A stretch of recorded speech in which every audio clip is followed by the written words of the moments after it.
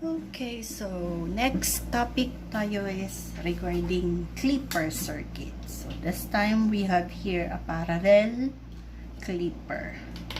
So this is a simple clipper. Okay. So ay consider natin that our diode is ideal.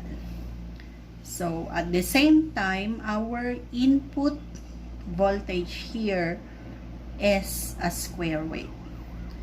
And we are asked to draw the output waveform. So, by analysis, again, consider natin ang positive cycle and negative cycle. So, this time, so consider natin the positive cycle.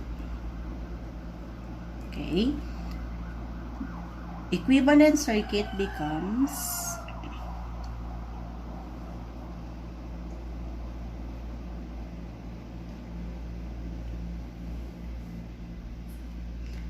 positive, negative V na voltage. So, at this point, R, then we have here the diode. So, pag kinonsider natin yan, cathode, konektado siya sa more negative of the supply. So, ibig sabihin kahit anong value ng input voltage natin, ang diode natin is naka-forward bias. So, kung naka-forward bias yan, equivalent circuit here for the diode is a closed switch. Okay? What then is our output voltage? So, kumbaga, papalitan natin si diode ng closed switch. So, what is the voltage of a closed switch? Okay? So, yun yung consideration natin dito. And the voltage of a closed switch is equivalent to 0. Okay? So, yan yon. Now, during the negative cycle, the equivalent circuit now becomes yan yung diode natin. Ano ang B out natin? So, diode, negative, positive, V. So, ideal pa rin. Cathode now is connected to a more positive of the supply. So, ibig sabihin, this diode is in the reverse bias condition. So, ang equivalent circuit natin is an open switch. So, kumbaga, yung kanina, ang equivalent circuit natin is a closed switch. V out, positive, negative V. Pagdating dito, resistor, open switch, then negative, positive V. Ano ang V out natin? Okay? So, ganyan yung mangyayari. This is our R. Applying the loop equation, kahit sabihin na natin, pag ganyan yung loop natin, plus and minus, plus or minus V out. Hinahanap na kasi nila yung upuan ni. So, ibig sabihin, current flowing through your R is equivalent to 0. So, IR is equivalent to 0. Bakit 0? Dahil open loop ito. Open switch. Okay? So, that means V, which is negative, minus IR times R minus the V out dahil ayan yung V out natin, is equal to 0. Okay? Solving now, eto, nagiging 0. Therefore, your V out is equivalent to negative V. So, plug in. So, kung i-drawing natin, V input. So, yan yung V input natin. So, this is positive V, that is negative V. Ano ang magiging V output? Okay? So, during positive cycle, our V output is equivalent to 0. Saan yung 0? Andito yung 0. So, nasa 0. That is during positive cycle. Okay? Then, during negative cycle, ano ang V out natin? It is equivalent to negative V. Okay? So, negative V, andito si negative V, andun si positive V, therefore, kukopya lang natin.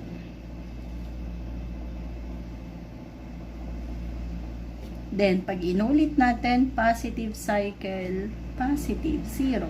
Then, negative cycle. So, this is the output waveform. Ano ang natanggal? Ito po yung natanggal. Okay? So, ang may iwan lang, itong portion. Ayan. Ito po yung portion na naiwan. Natanggal po ang positive cycle. So, basically, that is the idea. Now, kung i-consider natin yan, so, triangular ang ating input. So, positive cycle. So, kung positive with respect sa may cathode, tapos, pero may supply ka, pero 16 volt yung input mo, okay? So, parang lalabas, 16, tapos eto, series, aiding siya. Pero inverted, pero more positive eto naka-open. So, equivalent circuit becomes positive, negative 16 volt. Andito si 4 volt. Ano ang condition ng diode natin? Negative, negative. Series aiding. So, 16 minus 4. Etong diode na to act as an open switch. So, ibig sabihin, that is already the equivalent circuit. Pagdating ngayon ng negative cycle, babalik na rin lang natin yan. Diode becomes forward bias.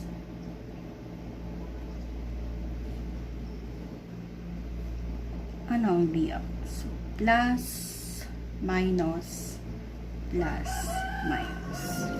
So, negative, positive, 16 volt. That is the 4 volt. So, between these two, ano ang mas madaling hanapin ang Vout? Ito. Your Vout here is the same as ito. Ano ang nakikita nating voltahe dyan? It is the 4 volt. To make it clear, plus, minus. Mag-loop equation tayo. So, positive 4 volt minus the Vout is equal to 0. solving for V out, it is equivalent to positive 4 volt. Samantalang dito, open ito, that means current here, IR, is equivalent to 0. Okay? So, therefore, anong mangyayari? Okay? So, mag-loop equation lang tayo dyan. Positive 16 volt minus IR times R minus V out is equivalent to 0. Since current here is 0, your V out is equivalent to 16 volt. So, pag i-drawing natin ang circuit natin, originally,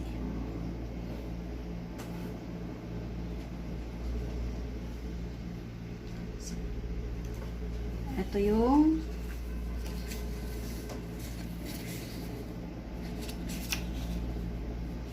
yan.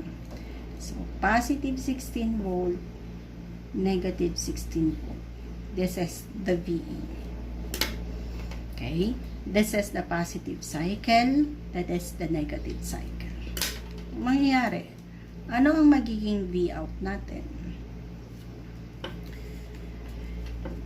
V out during the positive cycle is equivalent to positive 16 volt. So, ibig sabihin, ito pa rin ang V out natin during positive cycle.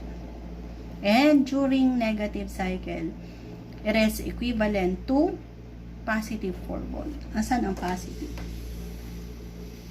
Imagine, andyan yung 4 volt. Okay? Makakat po yan. So, ano ang may iwan? So, yan yung pultahe natin during this point. So, if we are going to draw it, this would be. So, pag tutuloy natin yung waveform natin, positive cycle, nag-extend na siya. Negative cycle, so, waveform, positive, then, ayan, then, ayan. So, ano ang maiiwan? Ito po ang maiiwan na waveform. So, ang matatanggal, itong buong ito na waveform. Okay? So, that is gamit yung example natin na ito.